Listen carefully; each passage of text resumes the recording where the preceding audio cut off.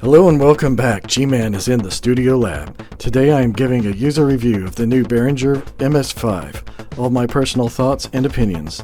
Bought this synth with my own money. Nobody has input into what I'm posting here today.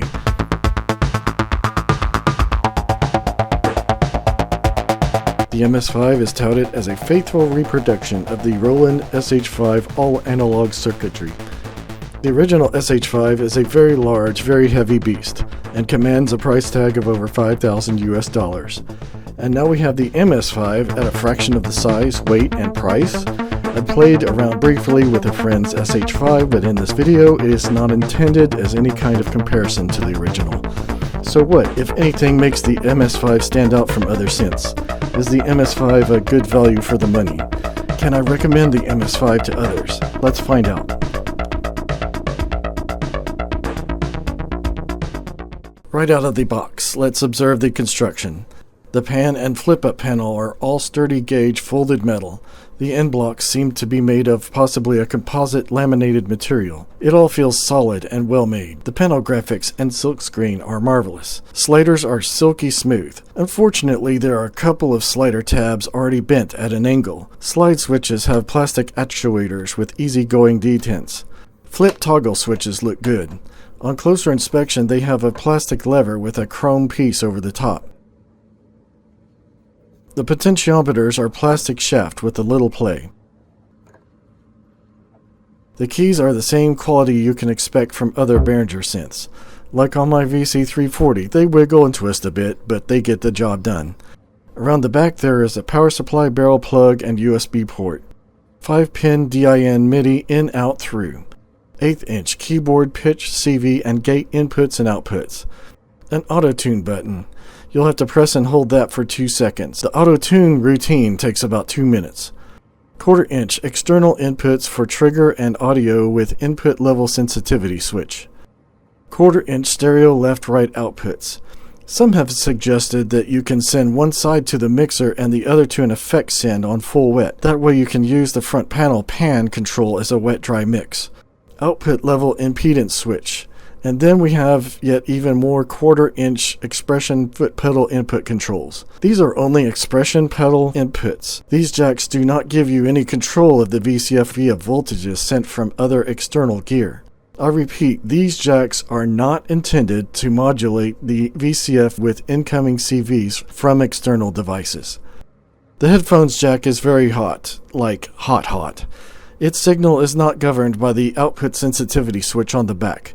As such, I haven't needed to operate the headphones level anywhere near above 25%. Let's plug in and drill down into some sounds.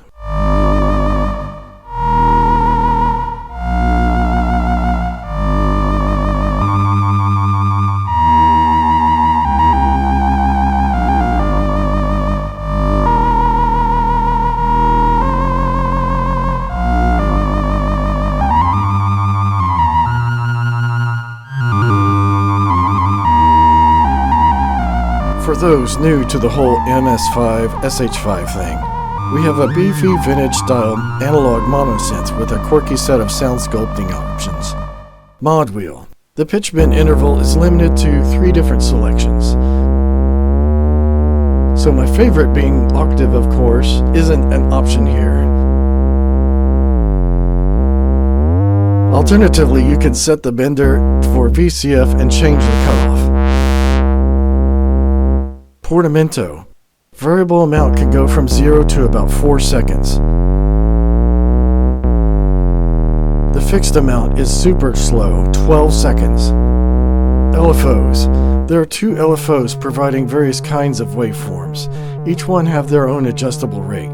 LFO 1 is strictly a sawtooth, but it can be ascending or descending. LFO 2 has the other waveforms, only the sine wave has a delay amount. I presume that's because sine usually ends up being used as a vibrato.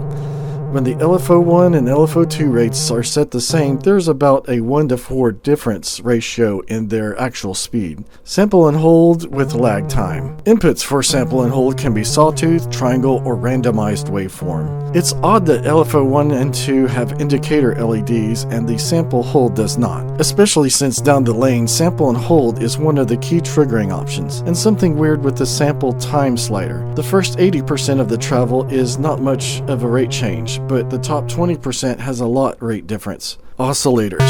These are two glorious sounding oscillators with two flavors of oscillator sync. Oscillator 1 only has pulse width modulation via the LFO. Beefy sounding triangle. Sawtooth is super busy.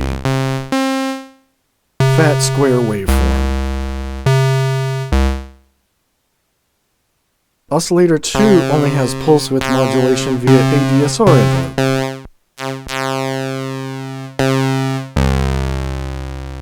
Ring modulator. The ring modulator is very nice.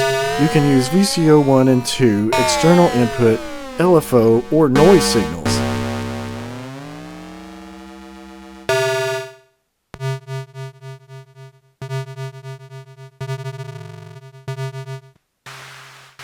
Using oscillator sync, but muting VCO2 from the mix results in some ring mod madness.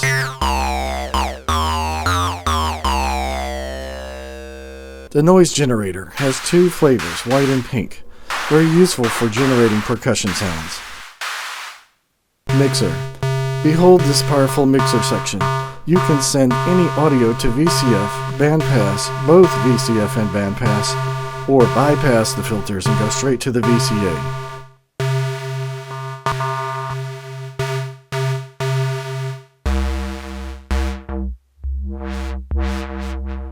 Filters. Two filters. One is multi-mode VCF and the other is set and forget bandpass. That only means the bandpass doesn't have any kind of voltage control modulation whatsoever.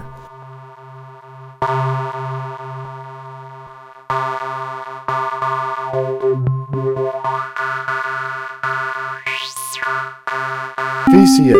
When using the gate or AR envelope with the VCA, you may notice an audio drop-off. The hold knob amount. Just turn it up and all the levels will come back, so you can bring in a bipolar LFO modulation signal. This big ol' out level knob controls the volume going to the main outputs, but does not affect the level in the headphones. Envelopes. A few triggering options for the envelope generator. Keyboard as per usual, the rate of the sample and hold circuit, LFO2, or external trigger. Two envelope contours. The ADSR is nice and snappy. There's an audible click when the attack is all the way down, whereas the AR is sluggish even at its slowest settings.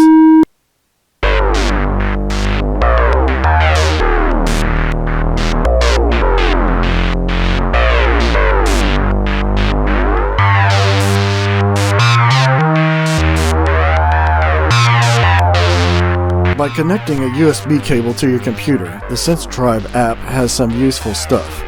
On the MS-5, there are no MIDI channel selection dip switches as seen on other synths like Model D. You have to use the Synths Tribe app to choose the active MIDI channel. There's also controls for note priority, multi-trigger, MIDI note transpose, and velocity. Earlier, I hooked up an Arturia KeyStep Pro via MIDI. Alas, it only sends note bender data, irregardless if the MS-5 switch is set for VCF. So we have to take note that there's a bare minimum of MIDI CC controls here. Just MIDI note on-off, pitch, and pitch bend. I've seen no documentation suggesting that we can control the VCF cutoff VCA or anything else for that matter with any external devices over MIDI. Heck, there's currently no MIDI implementation chart available. It appears that this time the MIDI CC may not be remotely possible, even with possible firmware updates. But we can still hold out a little bit of hope, just maybe.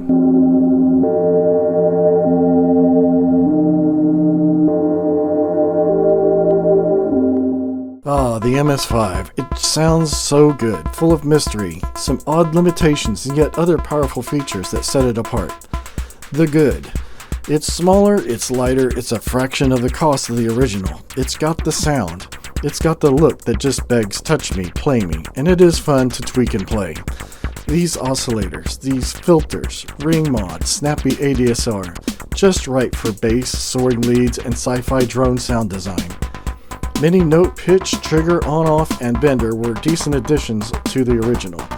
The not so good, dang those cheaply made pots and toggle switches. Handle them with care, and just maybe you'll get some distance out of them. Pitch bender cannot go anywhere near an octave. No external control for VCF frequency cutoff, VCA, or much anything else for that matter. So if you plan to connect the MS-5 to your DAW or Eurorack system and go to town with MIDI CC madness, well, you can just forget about all that. The bottom line, it's a fat-sounding analog mom synth with lots of flexible bass leads, arpeggio drone, sci-fi sound design features for the price. Yet some of the construction and interconnectivity limitations may be a deal breaker for the most serious modern synth enthusiasts. But me, I'm really digging it. It's got those vintage Roland vibes that really makes me all warm and fuzzy inside. And the reason I still give the MS-5 a rating of the bee's knees. Thank you for watching. Be sure to like, comment, and subscribe.